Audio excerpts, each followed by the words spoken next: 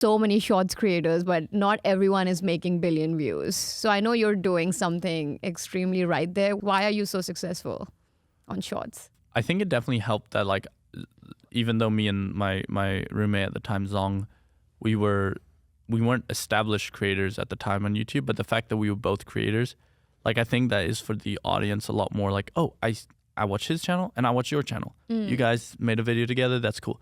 I think that aspect of it, being able to follow us on multiple channels, having good characters, like people really enjoyed me and my girlfriend at the time, me and my friends at the time that I used to film with. Like, it was just like, it was a fun vibe. And all we did was I'd film anything. I'd try anything.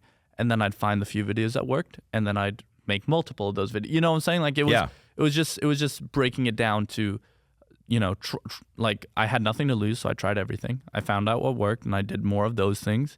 And you just kept following that. Like, I had a series where I just go to Walmart or Target, pick an item off a shelf, throw it at my friend, and be like, catch it, you keep it. And I think between those videos, like, I mean, one of them has like 400 million views. Oh my God. Yeah, and gained me over 1 million subscribers just off one short. How much do you take home? So that was before Shorts was monetized, unfortunately. Okay. Now, I don't want to say a number and be wrong, but like upwards of $25,000 off one short. And it took me an hour to film. But again, those are like astronomical views. 400, 500 million views is not normal. That was a big video series I had going. But yeah, like just finding that, and then I honed in on it. I had a few of those, multiple of them gaining me close to or over 1 million subscribers. And yeah, you just got to find what works and then just, you know, elevate it. And how into the analytics are you? Or is it somebody else on the team? No. Like, analytics are always important. I do follow them, obviously. There is, like, YouTube is so in depth. Like, you look at Instagram, you look at TikTok, like they're doing, but YouTube is like, they have a whole editing like platform, like on YouTube Studio. Like, there's so much. It is overwhelming at times, but it does like have a lot of features that are super useful, like videos that similar audience enjoyed, et cetera, like stuff like that. Knowing like what segments of videos performed well and underperformed, so you know for the next video not to repeat those. Like, hey, if I did this bit in this video where we did this challenge and the retention was high, you know, like, study those things, because those do make a difference and you can apply them to future videos. What's the balance, though? I think creator analytics is one of those things that the more options, the deeper you can go, could be a rabbit hole. Or is it worth it? You know, if you're giving advice to our creator audience, how should they be thinking about the balance there between content and analyzing performance?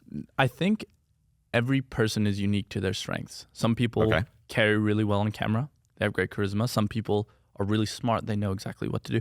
I think lean into your strength. If you're someone that really, really can understand analytics and then apply that in your content, by all means. If you're someone that your success is found in your on-screen personality, charisma, everything, let that be your focus. You know, always study, but like let your like embrace what your strong suit is. Val and I were talking before the show about, you know, what should you be measuring? Is it the money you're making, the views, the likes, and at what point does that shift? I would say it depends on your goals. Again, it's person to person, but I would say like subscribers and followers really isn't like the main metric that people should focus on. If you're looking at like success, views is very important, but then there's stuff like where are your views coming from? Because like you can have a lot of views, but if it's not the right demographics, you're not going to be making anywhere near like the money that people think. So it really just depends on your goals. When I first dropped out, like I wanted to like buy my mom a house, get myself a house, like secure some investments, and those are goals I've kind of achieved. Like I'm in the process of helping my mom get a house in Sweden. I got my own. So nice. Very cool. Yeah. I got a house here in Los Angeles. And you're just 24. We have to establish that. I'm turning 24 this year. Wow. Yeah. And a big thing was, like I said, I never spent money. I never got sidetracked. I just worked and saved my money, worked and saved my money. And I got burned a lot of times. Crypto, getting scammed out of $60,000 in a day. Yeah, like when the AMC GameStop stuff was happening, $30,000 in a day. Like so many times I got burned. But I was glad that happened when I was younger. Taught me more. I know what to invest in now. Just play a lot safer hands or more trustworthy hands. So which metric do you think is the most important? Like, what do you look at? If like the first time creator is going to their studio right now, should they be looking at retention, RPM, click-through rates? I would say that CTR, click-through rate, and the ADR, the retention, are the most important on the content aspect of things. Making sure that you are hitting those goals and seeing like now YouTube has a new feature which I love where you can test multiple thumbnails, because that was something I hated. That's amazing. So just stuff like that is really, really like just the most simple in terms of video performance. If you have good ADR and you have good CTR, your video for the most part has at least a chance to hit the algorithm well. In terms of more in-depth things, studying the points of your videos where interest is peaked, seeing where you can recreate that or revamp that in your next video will make a big difference. Definitely studying where, like, there was like the segment I did like in a couple of my videos. I thought it was great. I look at the retention in multiple videos, it didn't perform. Even though I thought it was great, clearly the audience didn't agree. So you got to scratch that and you got to move on. So that's really important when you go into how you improve future videos. Right. And how do you get like most retention? Like, is there a process? I know I saw some creator who talked about like hooks and foreshadowing. Yeah. Like, tell us how do you do that?